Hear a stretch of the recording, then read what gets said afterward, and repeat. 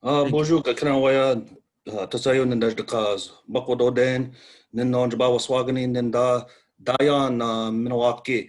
So my name is Nathan. I'm from the Bear Clan. My family is originally from Lac du Flambeau, and I currently reside in the Milwaukee area. My cohorts, I want to say, give a big shout out to them. Thank you guys so much, and thanks for setting that bar so high. So now, hopefully, I can close up everything in a good way here. And so, so I would how I started off with my taking my master's thesis, which was on the maple sugars and how we live.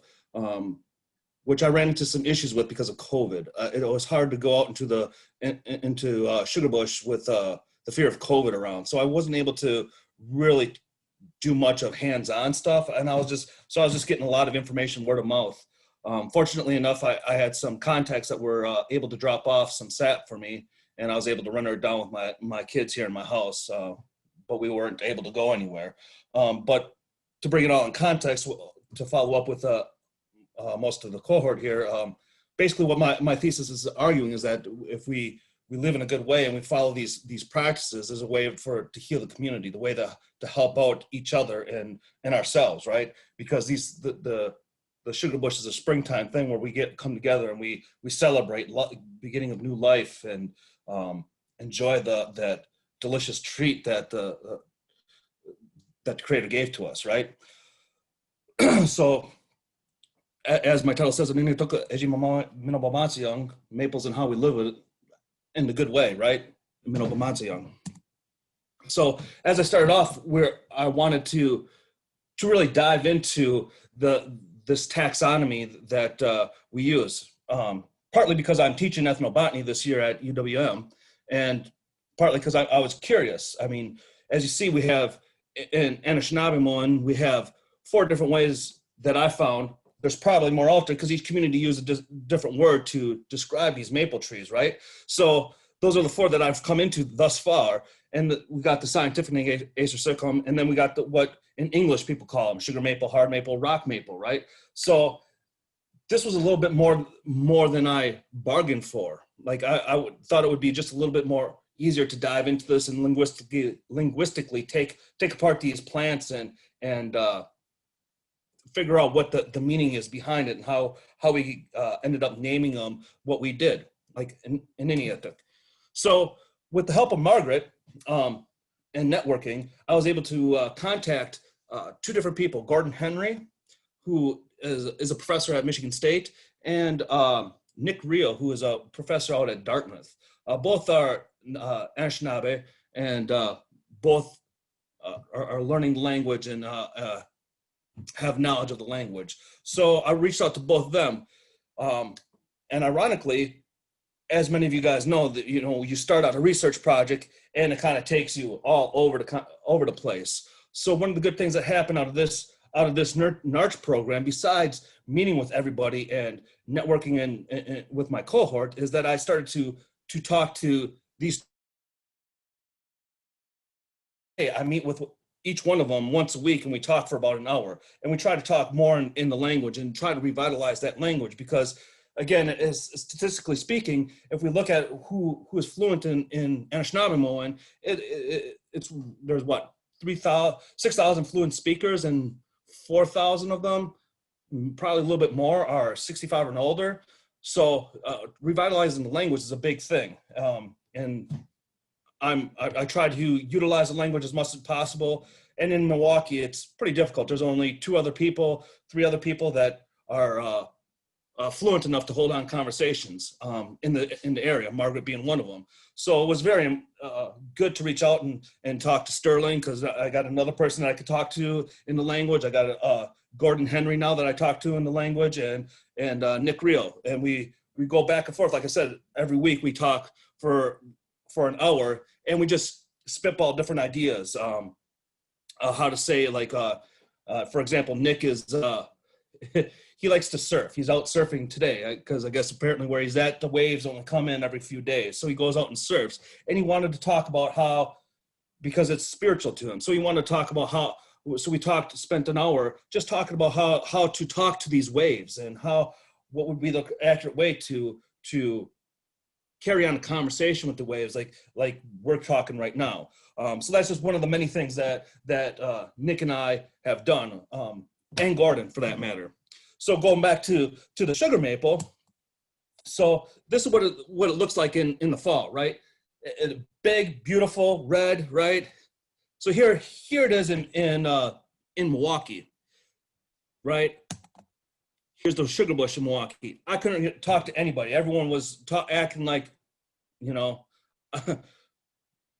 I was the second coming or something. I don't know. They ran, shut doors. It was crazy. I don't know. Apparently, I'm scary looking on 50th and Highmount over here. So I don't know. But no one would return my calls. I left messages on people's doors that I knew were there, but they weren't talking. And as you can see, they tap every tree on this block here. It was amazing to see in the city proper. They're doing this. So part of my research got to Antonio here, who does sugar bush in Detroit, which I found interesting. This is in Detroit proper as well. There's a park in there, Rogue Park, that they go to in Sugar Bush every year. I found it ironic that there's police officers involved in this process as well, considering the state of climate that we're in right now, right? So to see that this is actually bringing the community together just kind of proves my point that this is a healing process. This not only helps heal us, but it also gives agency to the environment, which is healing in itself, right? Healing the environment, healing us, it's all impertinent to good mental health and good health overall.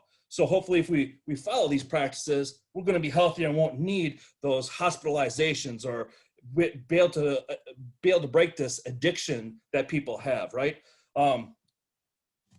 So again, another picture of Washington Heights, how they're collecting sap, and you can see the different bags. There's actually a bag over by that car that's fell down. You can see the sap running down the tree. It didn't appear that some of these, they were taking good care of it as opposed to here in Detroit. So again, here in Detroit, they stay on the grounds at this park and watch everything.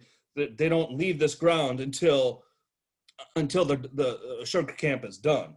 So again, here's another place on 51st and Garfield. This gentleman here is off of where the other group was. He has 3 trees in his yard that he taps every year, and he gets about roughly 80 gallons a year, which is enough for him. And that's all he wants, and that's plenty for him. And he was ecstatic to hear about my research and whatnot. So we actually are planning on keeping in contact, and I wanted to follow him for the next couple of years to see what's going on. My hope and plan here was that I could build my dissertation off this and getting some hard concrete numbers, right? From how it's done in Milwaukee to how it's done in Detroit to how it's done up in northern Wisconsin, how it's done in northern Michigan. Get some concrete numbers. Is there going to be a difference? I don't know. I have not seen in any of my research, I have not seen any numbers that say, oh, well, at this camp they got 120 gallons. At this camp they got 100 gallons. I haven't seen any statistics stating that. So I don't know if there's going to be a change from northern Wisconsin to southern Wisconsin or northern Michigan to, I'm just curious now. And the consistency of the sap. Is there going to be a difference in the consistency or the medicinal uses of the sap? Because there is medicine in that sap that helps us and nourishes us.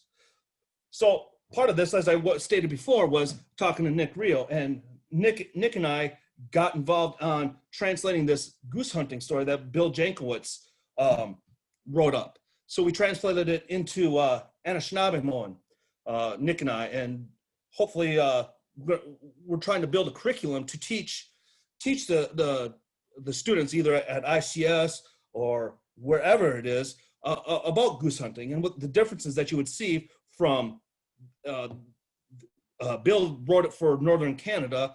We're writing it for here in Wisconsin, right? So what is the difference between the goose hunting here in Northern Wisconsin to the goose hunting up in Canada, Northern Canada, right? Because there's going to be clearly going to be some differences. And the other thing that we thought of is that there's going to be differences from the city geese and the geese that are up in northern Wisconsin, right? Because some of the geese, most of the geese is down here in Milwaukee don't migrate because they have plethora of food available to them at any given time. So they have no reason to migrate. So when we think of geese in the city, in the urban life, it's going to be different than the rural life. So something important that we thought that we should point out when we're discussing this or teaching goose hunting or any hunting for that matter to our youth. I thought that was a very important discussion that we needed to take place. So that's all I got. I'm hoping that this will be a platform or a catapult to me into my doctoral dissertation about sugarbush and how it's useful and helpful. I don't have concrete numbers yet, and I'm hoping that I can find funding to carry me through to do this research and get some concrete numbers. I kept in contact with everyone that I have met during my NARCH program, and like I said, Gordon and Nick and I, on separate occasions, speak in the language for an hour a week. Just talking, just know that there's other natives out there struggling in the academic community, because it is a hard community to get into, and it's very difficult being Anishinaabe and trying to get your agency, find your agency for the people and whatnot. So the networking is hands down by far been the most useful. I can't say enough thanks to my cohort. I enjoy meeting with them every week, and just commiserating or talking about what our research is and what roadblocks we have into, and sussing that out and being able to figure things out, and knowing that there's other people that are out there that are struggling just like we are. So it was great, and I thank NARCH and all you guys for the support, and that's really all I have.